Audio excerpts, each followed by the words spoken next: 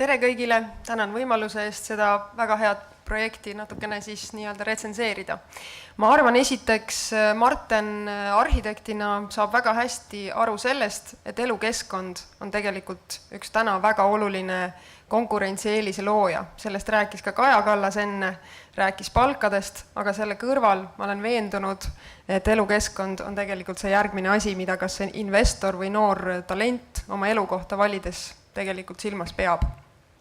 Ja ma tooks kõigepealt välja sellise arengu, mis meil elukeskkonnas on toimunud, mis algas tegelikult teleri saabumisega kodudesse ja jätkus võib-olla või nii-öelda sai saavutus oma tipptaseme, siis tõesti auto tänasel kujul nii-öelda massidesse minemisega. Nimelt inimesed tegelikult suures osas kadusid tänavatelt. Tekkis selline nii-öelda individualiseerumise protsess.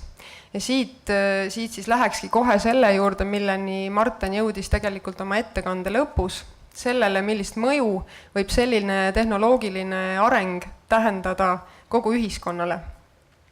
Nimelt, täna ma väidan, et see mida tegi teler, see nii-öelda digitaalse info liikumine, see on meil täna juba kaasas. Meie nutitelefonides me istume siin, me võime istuda sama hästi kuskil tänavanurgal, see ei ole enam mingi takistus.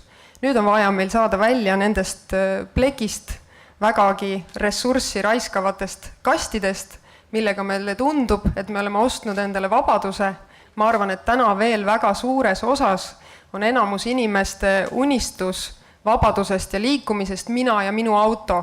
Ma tahaks väita, et see on eilne päev ja ma arvan, et Marten on ka sellest väga hästi aru saanud.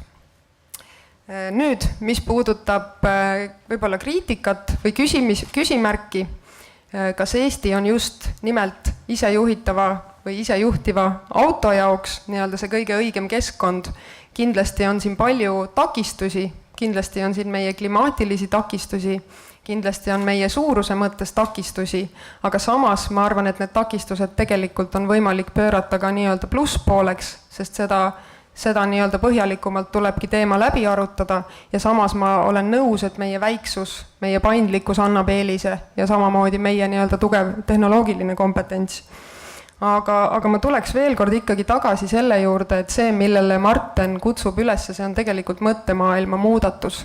See on see sama asi, mille nimel ma arvan, me kõik peaksime nii-öelda töötama, et me saaksime inimesed tänavatele tagasi ja see tähendab ka seda, et me saame nad ühiskonda tagasi, et nad tunnevad oma suuremat osalust, et nende ettevõtlikkus kasvab, sest näiteks toon siin kohal jälle taanlaste näite, kes on nii-öelda puht numbriliselt ära tõestanud, et mida rohkem inimesed veedavad aega tänaval, seda suurem on nii-öelda majanduskasv.